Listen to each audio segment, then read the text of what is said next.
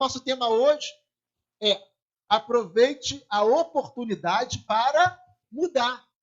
Parece anúncio de construtora, parece anúncio de incorporadora, né, de imobiliária, né? Aproveite a oportunidade para mudar. Né? Apartamentos de 2 e 3 quartos, parece, né? Anúncio de imobiliária, mas não é. Aproveite a oportunidade para mudar. Amém? Esse é o nosso tema nessa noite. Então vamos às primeiras considerações desse tema. Existem momentos que são delimitadores na nossa vida. Pode avançar aí. Percebemos os erros cometidos e enxergamos que é preciso mudar. Não existem momentos na nossa vida que são delimitadores. Existem momentos, existem episódios da vida que são delimitadores. Acontecimentos onde a gente fala assim, meu Deus, e a gente percebe o que temos sido, o que temos feito, como temos nos comportado, a ficha cai. E também percebemos que é preciso uma mudança na nossa vida. Isso em todas as áreas. Tem pessoas que, por exemplo, elas são tão humilhadas durante toda a sua vida que um dia elas falam, não, eu agora não serei mais humilhado. Mas também a pessoa não pode agora deixar de ser uma pessoa humilhada para ser uma pessoa que humilha os outros. Não, de maneira nenhuma. Né? Essa não é uma boa mudança. Mas o que nós queremos falar é que nós precisamos aproveitar as oportunidades, principalmente aquelas que Deus nos oferece, para mudança. Nós precisamos mudar. E a melhor maneira de mudar, o melhor momento de mudar é quando nos é oferecida uma oportunidade de mudança. Amém? Então, existem momentos que são decisórios. Existem momentos que delimitam entre o que nós éramos e o que nós seremos. Entre aquilo que nós fomos e aquilo que seremos a partir de agora. Amém, amados? Esses momentos delimitadores têm que ser observados. São momentos que nos dão um start, que nos dão uma inicial para que possamos mudar. E mudanças não são fáceis. Por que nós somos tão resistentes a mudanças? Por que geralmente as pessoas elas assumem um comportamento sempre igual toda a sua vida? Como eu acabei de falar. Por que algumas pessoas elas comem da mesma maneira que comiam quando eram crianças e adolescentes? Por que algumas pessoas pensam com a mesma linha de raciocínio que pensavam 20 anos atrás? Que pensavam quando ainda eram crianças e adolescentes? Por que algumas pessoas elas sempre reagem às situações da mesma maneira que sempre reagiram? Por que algumas pessoas você pode ficar sem vê-la 20 anos, quando você reencontrá-la, você fala, fulano, né? Não muda. Fulano é sempre a mesma coisa, né? Não muda. Né? Porque nós somos muito resistentes às mudanças. Vamos a algumas considerações aí. Mudanças são difíceis porque tememos aquilo que é novo. Então, é natural que a gente tenha algumas dificuldades com aquilo que é novo. Por quê? Por causa disso aqui, ó. Por pior que seja, pelo menos eu sei onde estou. Por pior que seja a situação, pelo menos eu sei, estou acostumado já. E a segunda aqui é, não está bom, mas pelo menos sei como funciona. Por exemplo bobo, simples e prático. Tem pessoas que têm dificuldade de se atualizar com equipamentos, com tecnologia. Tem pessoas, tudo bem, eu entendo que pessoas preferem, então eu não quero falar aqui de preferência de gosto, de sabor. Mas tem pessoas que fazem café até hoje no coador de pano. Ah, não, mas porque o coador de pano é muito melhor. Ok. Então, que seja. Você não precisa mudar o teu paladar. Agora, se, por acaso, né, uma cafeteira moderna, o café sair com sabor melhor e a pessoa não quer mudar por uma cafeteira moderna, então, aí nós temos um problema. Então, não tem a ver com o sabor. Aí tem a ver com adaptação. Adaptar-se ao que é novo. Sim ou não? Não ou não é? Então, tudo bem, o café, é difícil dar o exemplo do café, porque realmente tem pessoas que preferem. foi criado lá fazendo café, no poder de pano, aquela coisa, vai sempre querer assim, porque acha o sabor melhor. E eu não vou discutir isso é indiscutível. Mas tem outras situações onde pessoas não se atualizam. Tem gente que faz conta na ponta da caneta do lápis até hoje. Não usam calculadora. Eu conheço, não vou falar, mas eu conheço gente que vai dizer, não, eu não confio na calculadora. Você acredita nisso? Eu não posso falar quem é. Não é ninguém daqui, não. Então tem gente que não confia na calculadora, coisa que é. Então, tem pessoas que têm uma dificuldade com mudanças. Tem pessoas, por exemplo, falando de igreja. Tem igrejas que elas têm o mesmo estilo de 30, 40, 50 anos atrás. E com todo o respeito às denominações, cada uma é livre para fazer como bem entender. O problema não é manter as tradições.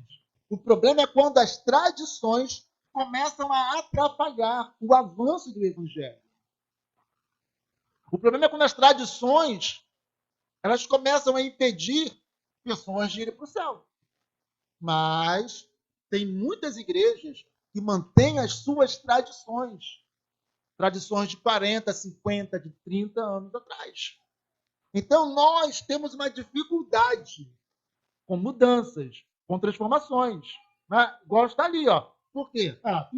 Por pior que seja a minha vida, por pior que seja a minha situação, eu sei que eu sou uma pessoa que eu não sei falar direito, mas fazer o quê? Ora, quantas pessoas que não sabiam falar direito e hoje falam com uma habilidade, hoje dominam razoavelmente a língua portuguesa, pessoas que não completaram o ensino médio, mas entenderam que precisavam, até por falarem com o público, que precisavam melhorar. E aí se dedicaram a isso e hoje falam tão bem, né? Falam, não acredito que fulano não tenha tido ensino médio. Pessoas que não concluíram o ensino médio, mas já leram tanto, já estudaram tanto, não tem uma formação escolar, ou seja, não tem uma educação formal. Mas já leram, já estudaram tanto, que são pessoas muito mais cultas, muito mais conhecedoras do que a maioria que tem um estudo formal, ensino médio, e até mesmo um nível superior. Porque a pessoa se dedicou. Está entendendo? Então, enquanto isso, tem pessoas que falam, não, por pior que esteja, eu vou ficar por aqui mesmo, é assim, fazer o quê? É o meu jeito, é assim, eu não sei o quê. Porque nós temos muita dificuldade com as mudanças. Um outro exemplo, para quem dirige. A pessoa vai sempre pelo mesmo caminho, mas aquele caminho está engarrafado. Ali tem engarrafamento. Antes não tinha, mas agora começou a ter engarrafamento por aquela via. A pessoa está chegando tarde, está chegando atrasada no trabalho, nos compromissos que tem. Tem gente, não, deixa eu ficar por aqui, eu não sei aonde esse caminho vai dar. Eu não sei se por aqui, por ali. E a pessoa fica ali, tranquilamente, passivamente, no engarrafamento. Ela não tem coragem de descobrir novos caminhos. Tem gente que é tão tradicional que ela nunca descobre novos caminhos. Eu já gosto de descobrir caminhos. Se eu tenho uma rotina e eu vejo que aquele caminho não está sendo melhor, eu falo, bom, deixa eu ver. E eu vou procurando até encontrar o melhor caminho. Eu vou descobrindo caminhos. Ontem, por exemplo, eu tinha que pegar um pedacinho só da Dutra, né, de uma saída para outra, não chegava nem a, sei lá, a 1 quilômetro, talvez 1 quilômetro. E tinha uma obra, e eu estava com pressa, e tinha uma obra que parou o negócio ali. Aí eu falei, pô, eu acho que se eu for por aqui, sair aqui, tem um morro que eu subo esse morro e tal, eu vou sair lá na rua que eu quero sair. E fui, meti a cara. Aí saí, era um morro, quando eu chego na subida do morro, tinha um caminhão descarregando refrigerante no bar, e do lado dele um carro, eu não conseguia passar. Que maravilha. Aí tive que esperar um pouco, o motorista foi lá, também teve uma boa vontade, puxou o caminhão, eu passei. E subi, chegou lá em cima, ó, o morro era sem saída. Aí eu tive que manobrar, descer, e já estava aqui pensando, como é que eu vou pedir ao motorista do caminhão para poder puxar de novo? O caminhão estava no morro. O caminhão parado no morro. Né? Aí a minha sorte, quando eu estava descendo, ele já estava já saindo com o caminhão, nem precisei. Me dei mal, mas pelo menos eu tentei. Pelo menos eu quis descobrir uma maneira diferente, uma nova maneira de alcançar alguma coisa. Pelo menos eu tentei procurar um caminho novo para chegar onde eu queria. Amém ou não amém? É claro que se você falar isso no Rio de Janeiro, tem algumas situações, né? No Rio de Janeiro, tem que ter alguns cuidados. Mas também, né, nós somos do Rio de Janeiro, então a gente sabe mais ou menos onde deve entrar e como são os lugares onde não se deve meter a cara. Não é? Então, a gente não pode ter medo. Amém ou não amém? Mas tem pessoas que têm muito receio na vida de mudar. Porque elas acabam adotando a filosofia de, por pior que seja, pelo menos sei onde estou. Por pior que seja a minha situação, pelo menos aqui eu já sei como é que é. Eu sofro, mas já sei o quanto eu sofro. Se eu sair daqui, talvez eu sofra mais. Se eu sair daqui, talvez tudo seja bem pior do que está. Não é assim? É assim que nós somos. Não está bom, mas pelo menos eu sei como é que o negócio funciona. A minha vida está uma droga, mas pelo menos eu já sei como que é. Eu já tenho a minha rotina, já sei como sofrer, já estou acostumado com o meu sofrimento mesmo. Então tá bom. Já sofri a minha vida inteira. Não tem problema, estou acostumado com esse sofrimento mesmo. Espera aí, querido. Quem disse que você está obrigado a sofrer a vida inteira com a mesma situação? Você já parou para pensar que você pode ter alternativas que podem melhorar a tua vida, melhorar a tua condição? Talvez algumas delas vão te dar muito trabalho no início. Talvez algumas delas vão te exigir muito no início. Mas depois de algum tempo, uau! Por que eu não fiz isso antes? Por que eu não tentei antes? Amém ou amém? Então temos que ter isso na nossa mente. Então temos que aproveitar oportunidades de mudança. O problema é que eu estou falando nesse exato momento de você cavar oportunidades, de você cavar situações que te façam mudar. Mas pior do que isso é que tem pessoas que, mesmo que as oportunidades se esfreguem nela, a pessoa não enxerga as oportunidades. Mesmo que as oportunidades se esbarrem com elas desprezam as oportunidades que se apresentam diante dela. Amém ou não amém? E nós precisamos mudar isso em nós. Nós precisamos evoluir. Nós precisamos nos aperfeiçoar. Nós precisamos permitir que Deus nos aperfeiçoe.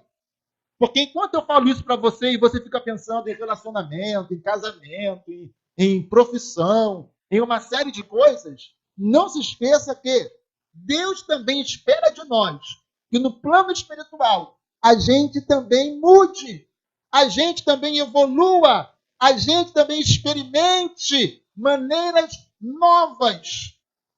Então, por exemplo, a pessoa, ela, sei lá, ela não tem o hábito de orar. Já experimentou orar? Aí a pessoa experimentou orar, teve dificuldade. Já experimentou orar de alguma outra maneira? Aí alguém diz, olha, você tem que orar de madrugada. A pessoa fala, não, eu não tenho como. Eu trabalho, eu acordo cedo, não sei. Como é que eu vou acordar de madrugada? Se eu acordar de madrugada para orar, eu não vou conseguir dormir mais. Espera aí, mas quem disse que você tem que orar de madrugada? Você pode orar qualquer uma das 24 horas que o dia tem. Então, ore no momento, na hora, que você se sente mais à vontade para isso. É melhor você orar meio-dia, tranquilo, sentindo a presença de Deus, do que você tentar orar 3 da manhã e você falar, Deus, Deus. Sim, Deus. Deus. Deus, meu Deus. Não é isso que Deus quer de você, querido. Amém ou amém? Não se esqueça que quando você entregou a sua vida ao Senhor Jesus, você tomou uma decisão de mudança de vida. E essa mudança, ela não é, falo isso mais uma vez porque já disse isso aqui em outra mensagem. Essa mudança, ela não é realizada pelo Espírito Santo, só é promovida por ele. Nós precisamos nos dar as mudanças, nos entregar a essas mudanças. Então, você está diante de um pecado. Espírito Santo, eu estou aqui esperando o Senhor me fazer ficar cego diante do pecado. Não vai rolar. Senhor, então, eu estou aqui diante do pecado, tira de mim. Não vai rolar. Quando nós buscamos santificação em Deus, diante do pecado, a gente fala, eu não posso, não quero, não farei. Então é uma decisão nossa. O problema de muitas pessoas é que elas querem que Deus mude ela. Quando, na verdade, Deus quer que a gente mude. Que nós nos demos as mudanças. E o Espírito Santo, ele está ao nosso lado. Claro, alguém fala, não, ele está dentro de nós. É óbvio que ele está em nós. Que bom que você sabe que ele está em você. Mas quando eu digo que ele está ao lado, eu estou falando no sentido figurado daquele que caminha com, que está nos auxiliando, que está nos indicando o caminho. O Espírito Santo é aquele que age em nós, trazendo-nos a compreensão do que é pecado, gerando em nós o sentimento de repulsa ao pecado. Olha, aí você sente que não deve fazer aquilo. E aí você dá vazão à sua carne ou não. Mas é sempre você, no final das contas, quem vai tomar a decisão. Quem entendeu aí, diga amém. E nós precisamos evoluir espiritualmente. Deixar de ser meninos que só se alimentam do leite espiritual e passar a comer a comida sólida. Sair lá dos princípios, dos rudimentos dos princípios e passar a ser mais profundos no nosso relacionamento com Deus. Mas tem pessoas que passam 20 anos, a pessoa continua agindo como se fosse uma pessoa nova convertida. Não sabe nada, não entende nada, não sabe qual é a vontade de Deus, não entende nada de Bíblia. Sempre dependendo do pastor para orar por ela, do presbítero, do diácono, do irmão, da irmãzinha, da profetisa, de não sei quem. Sempre colocando a sua vida dependendo de alguém que ela julgue ser melhor do que ela. Porque ela não quer buscar o seu crescimento. E tem muita gente que se diz líder espiritual. Tem muita gente auto-intitulada pastores, pastoras, que gostam de uma igreja que dependa deles. Por exemplo, tem essas igrejinhas aí que o pastor ele acha que ele sai revelando todo mundo e... eu te conheço. Aí revela, fala lá qualquer coisa lá. E ele fica se promovendo para que todo mundo ache que ele é santo demais. Aí as pessoas passam a ter uma reverência, um respeito por ele, como se ele fosse um semideus. E essas pessoas gostam disso. Só que o que eu quero é que você cresça espiritualmente. O que eu quero é que você amadureça espiritualmente, porque cuidar de criança dá trabalho. Olha lá, o trabalho que dá lá atrás. Cuidar de criança dá trabalho, né, Jair? Dá, Jair, trabalho? Cuidar de criança dá trabalho. E é assim também para o pastor. Cuidar de criança, de meninos espirituais, dá trabalho. Não, pelo amor de Deus. Era para você estar ajudando aí os novos convertidos. Você já é vovô, já é vovó no evangelho, não pela idade, mas pelo tempo que serve a Deus. E eu tenho que estar tratando você como se fosse bebezinho. Se ofende facilmente. E por aí afora. Então, deixando de ser meninos recém-nascidos. Amém? Crianças recém-nascidas espiritualmente. Só que tem pessoas que têm dificuldade com mudanças na vida. Porque mudar dá trabalho. Dá ou não dá? Dá trabalho. Então vamos aqui pegar aqui um texto bíblico que está lá no livro de Reis, primeiro livro dos Reis, capítulo 18, versículo 21 a 24, que é o episódio de Elias lá no Monte Carmelo, desafiando os profetas de Baal e de Acera. Versículo 21. Então Elias se chegou a todo o povo e disse: até quando cocheareis entre dois pensamentos? Se o Senhor é Deus, segui-o. E se Baal, segui-o. Porém o povo não lhe respondeu nada. Então disse Elias ao povo: só eu fiquei por profeta do Senhor. E os profetas de Baal são 450. Deem-se-nos, pois, 2 bezerros. E eles escolham para si um dos bezerros e o dividam em pedaços. E o ponham sobre a lenha, porém não lhe coloquem fogo. E eu prepararei o outro bezerro e o porei sobre a lenha. E não lhe colocarei fogo. Então invocai o nome do vosso Deus. E eu invocarei o nome do Senhor. E há de ser que o Deus que responder por meio de fogo, esse será Deus. E todo o povo respondeu dizendo: é boa esta palavra. É aí, né? Então, o que diz esse texto? Bom, o povo de Israel estava longe de Deus, estava na idolatria, estava servindo a Baal e a Sera, enfim, né?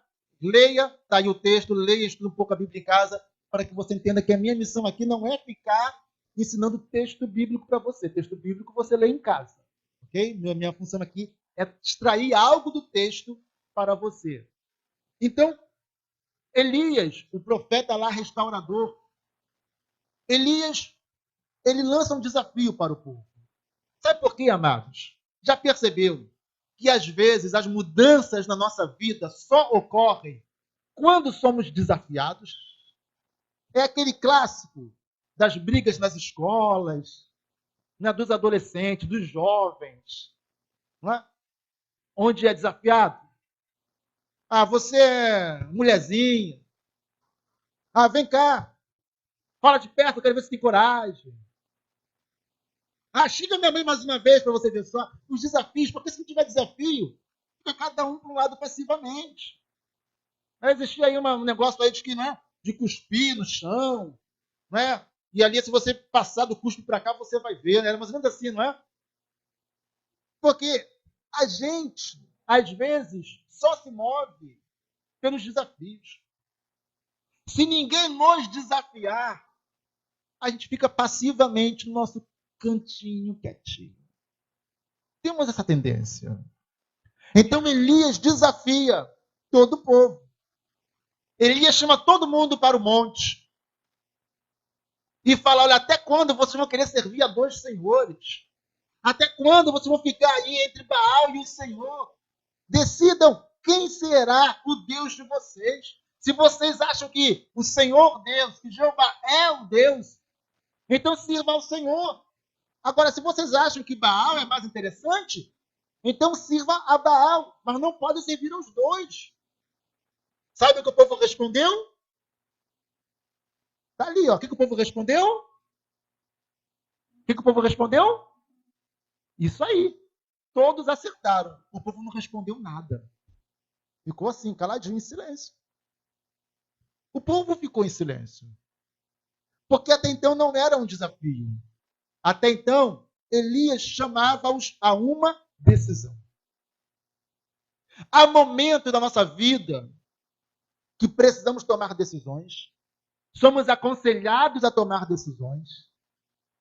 Entendemos que temos que decidir, mas nem assim decidimos. Por isso que temos que ser desafiados.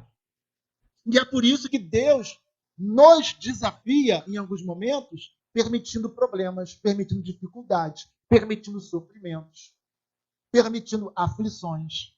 Porque é a única maneira de nós nos movermos. A única maneira de nós sairmos da passividade, a única maneira de sairmos da zona de conforto é assim. Se lembra quando os apóstolos estavam em Jerusalém confortavelmente reunidos? E aí Deus levanta uma perseguição. Tiago morre à espada. E aí os discípulos tiveram que sair de Jerusalém. Só ficaram os apóstolos. E aí nós vamos ver Filipe, o diácono, né, indo para Samaria e operando milagres que até então eram os apóstolos que operavam os milagres. Nós vamos ver né, os discípulos, não os apóstolos, se dispersando, fugindo da perseguição que se levantou em Jerusalém. Por quê? Senão todo mundo ficaria ali dentro, em Jerusalém, confortavelmente.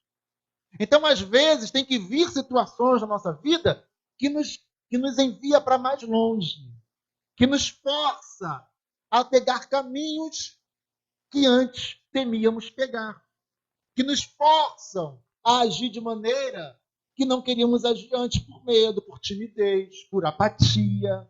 Amém ou não amém? Então, Deus permite algumas situações na nossa vida que nos desafiam. E aí Elias fala isso aqui, ó. Versículo 23. Deem-se-nos, pois, 2 bezerros, e eles escolham para si um dos bezerros e o dividam em pedaços e ponham sobre a lenha, Versículo 24. Então invocai o nome do vosso Deus, e eu invocarei o nome do Senhor. E há de ser que o Deus que responder por meio de fogo, esse será Deus. Agora tinha um desafio. Vocês façam de uma maneira e eu vou fazer de outra maneira. A maneira que produzir o resultado será a maneira certa. Vocês vão sacrificar ao Deus de vocês e eu vou sacrificar ao Senhor. O Deus que responder por meio de fogo, esse será Deus de verdade. Amém ou amém, amados? Desafio. Aí sim. O que o povo disse lá no finalzinho? E todo o povo respondeu dizendo, é isso aí. Agora sim, agora eu gostei. Agora sim, agora. O povo respondeu, então tá, isso aí. Agora eu gostei, vamos lá, vamos partir para cima. Então, amados, ali, através do profeta Elias, Deus estava oferecendo ao povo uma oportunidade de mudar. Amém ou não amém? Porque até então o povo ficava entre o Senhor e Baal. O povo ficava lá, né? Corpo na igreja, cabeça no mundo. O povo ficava lá, né? Ora amava a Deus, cantava louvores, oh, aleluia. Isso no domingo, aleluia, glória a Deus. Oh, Deus maravilhoso. No meio da semana, estava no pagode, estava naquelas dancinhas malucas de TikTok, e sei lá mais o quê. Cantando aquelas musiquinhas horrorosas. Aliás, as músicas nacionais hoje são tudo porcaria. Não sei como é que o povo aguenta essas porcarias. E tem gente que é assim. Em um momento está na igreja. Você vê como é que são os artistas? Os artistas tem hora que eles dizem, aleluia, Deus é bom. Daqui a pouco o fulano está lá falando palavrão, está na indecência, está pelada. O povo é assim, fica entre dois senhores. Até sabe o que é certo, mas não querem mudar. Não querem se dar a mudança. Aí fica igual o povo aqui, ó, entre dois deuses. Entre o Senhor, que é santo, santo, santo, e entre o diabo, que é o Deus desse século, o servindo com as suas práticas. Com o hedonismo, que é o, né? Buscar o prazer, que é o que acontece hoje. O prazer de ficar famoso, o prazer de lacrar, o prazer de não sei o quê, o prazer de mostrar corpo. Tira foto lá mostrando os seios, falando Deus é bom, o tempo todo Deus é bom, louvando a Deus, e os seios aparecendo, por exemplo. Mistura versículo com sensualidade. Uma coisa maluca. Uma coisa maluca. As pessoas estão entre Baal e o Senhor. E Deus chama ao desafio. Deus oferece oportunidade de mudança. Aproveite a oportunidade para mudar. E o povo disse, é boa esta palavra. Pode avançar, por favor. Então, vamos lá. Há mais 3 considerações, embora eu já tenha falado algumas. Preferimos uma zona de conforto. Então, foi por isso que Deus levantou o profeta para desafiar. Porque se não há desafio, a gente fica na nossa zona de conforto. Na nossa zona de conforto. Eu gosto daqueles filmes, daquelas produções, onde alguém vai lá e provoca mesmo. Provoca. Para o bem da pessoa. Para o bem da pessoa. Mas a gente prefere a nossa zona de conforto. Então Deus tem que, às vezes... E quando Deus não levanta profeta, Deus levanta a situação. Que às vezes é problema, é aflição, para a pessoa acordar, despertar e mudar de vida. Vamos lá. Mudanças profundas e verdadeiras exigem consertos. Pode avançar a terceira aí. Quando estamos dispostos a colocar a nossa vida em ordem, Deus responde de maneira sobrenatural. Então, as mudanças verdadeiras e profundas, elas exigem reparações, exigem conserto. Ninguém vai mudar sem antes consertar algumas coisas. Ninguém vai mudar sem antes consertar. Então, por exemplo, eu agora quero ser uma pessoa mais simpática, mais agradável. Ora, ela só vai ser mais simpática, mais agradável, se ela consertar algumas manias que elas têm, que as torna antipática. Tem que reparar, senão não há mudança. Não, agora, já que eu estou na igreja, não é que se converteu não, né? Já que agora eu estou na igreja, então agora eu vou ser fiel à minha esposa. Cara, para você ser fiel à tua esposa, você vai ter que fazer alguns consertos. Muita coisa que muito estilo teu, você vai ter que mudar. Senão não há mudança profunda.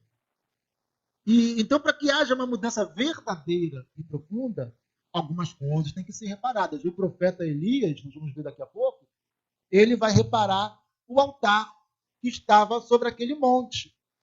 Porque o altar estava abandonado. O pessoal preferia sacrificar a Baal, então o altar do Senhor estava deixado de lado. Então, como Deus responderia com fogo? Porque o objetivo do desafio era o fogo, não era? O Deus que responder com fogo, esse será Deus de verdade. Então, o objetivo final do desafio era o fogo. Como vai haver fogo se o altar estava todo esculachado? Não tinha como. Então, quando estamos dispostos a colocar a nossa vida em ordem, então, as mudanças, elas só acontecem quando estamos dispostos a colocar a nossa vida em ordem. Se você não estiver disposto a colocar a tua vida em ordem, não vai haver mudança. Mas quando estamos dispostos, Deus responde de maneira sobrenatural. Você quer o sobrenatural na tua vida? Você quer milagre de Deus na tua vida? Você quer realmente ser uma pessoa nova? Esteja disposta a fazer reparos, a fazer consertos. Seja disposto às mudanças. E aí você vai ver o sobrenatural de Deus agindo. Agora, não adianta querer que Deus haja no sobrenatural sobre nós e nós mesmos não estamos dispostos a nada. Achamos então que Deus é o nosso servo, que Deus é o nosso escravo, que Deus é o nosso empregado. E a gente fala, Deus, é o seguinte, eu quero isso aí, faz aí. Não é assim que funciona. Ele é Senhor. Ele é o Senhor. E ele não se obriga a nada. Amém, amados? Então nós, se queremos o favor de Deus, precisamos entender que a cada dia, a cada novo dia, temos que buscar as transformações que nos levarão ao favor de Deus. Buscar diariamente tirar de nós tudo aquilo que tem atrapalhado e impedido o favor de Deus sobre nós. Diariamente, todos os dias. Deus, eu quero ser mudado. Deus, eu falhei ontem, mas eu continuo insistindo. Porque eu vou vencer essa minha mania. Porque eu vou vencer esse meu defeito. Porque eu vou vencer essa minha fraqueza. Amém ou amém? Estar disposto. E aí vamos ver o sobrenatural de Deus. Vamos ver lá o texto. Agora, o mesmo capítulo, né? O mesmo capítulo 18, os versículos 30 ao 39. Então Elias disse a todo o povo, chegai-vos a mim. E todo o povo se chegou a ele e restaurou o altar do Senhor que estava quebrado. E Elias tomou 12 pedras, conforme ao número das tribos dos filhos de Jacó, ao qual veio a palavra do Senhor dizendo, Israel será o teu nome. Com aquelas pedras edificou o altar em nome do Senhor. Depois fez um rego em redor do altar, segundo a largura de 2 medidas de semente. Então armou a lenha, dividiu o bezerro em pedaços e o pôs sobre a lenha. Disse, enchei de água 4 cântaros e derramai-a sobre o holocausto e sobre a lenha. E disse, fazei-o segunda vez. E o fizeram segunda vez. Disse ainda, fazei-o terceira vez. E o fizeram terceira vez. Vai. de maneira que a água corria ao redor do altar e até o rego ele encheu de água. Sucedeu que no momento de ser oferecido o sacrifício da tarde, o profeta Elias se aproximou e disse: Ó Senhor Deus de Abraão, de Isaque e de Israel, manifeste-se hoje que tu és Deus em Israel e que eu sou teu servo e que conforme a tua palavra fiz todas estas coisas. Responde-me, Senhor, responde-me, para que este povo conheça que tu és o Senhor Deus e que tu fizeste voltar o teu coração. Então caiu o fogo do Senhor e consumiu o holocausto, e a lenha, e as pedras, e o pó, e ainda lambeu a água que estava no rego. O que vendo todo o povo, caíram sobre os seus rostos e disseram: só o Senhor é Deus, só o Senhor é Deus. Então, os profetas de Baal começaram a clamar a Baal. E Baal, é óbvio, não respondeu, e jamais responderia. E ficaram a manhã inteira, deu meio-dia e nada. Começou a primeira tarde, né? A primeira parte da tarde e nada. Eles derramavam sangue, se cortavam, ofereciam e nada de fogo. Não tinha fogo. É interessante esse texto porque Elias vai debochar deles. Nós não lemos aqui não, mas você vai ler em casa e vê que Elias começa a debochar deles. Deve estar dormindo. Deve estar no celular conversando com alguém. Continue clamando, clame mais alto. Se ele é Deus, ele vai responder. E nada. Elias falou, chega, né? Já deu, né? Já deu, não respondeu até agora, já deu. Vamos ficar aqui até quando? Agora é a minha vez, sai para lá, deixa agora comigo. E chamou todo o povo para o lado dele.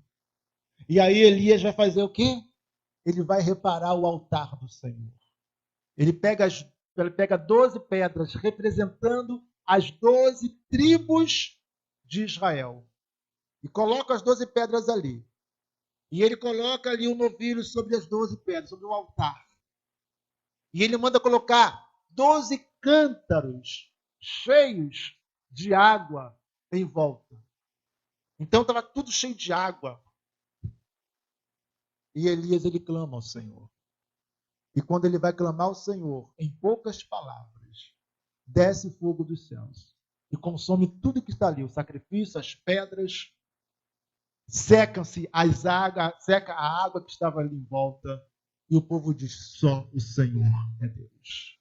Essa era a oportunidade que o povo tinha para mudar, para sair das suas práticas erradas, para sair dos seus hábitos ruins, para sair da sua rotina errônea e passar, a partir daquele momento, a fazer aquilo que agradava a Deus, fazer aquilo que era certo. Aquela era uma oportunidade, era um portal que se abria diante deles, para que eles entrassem e a vida deles, a partir daquele dia, fosse mudada.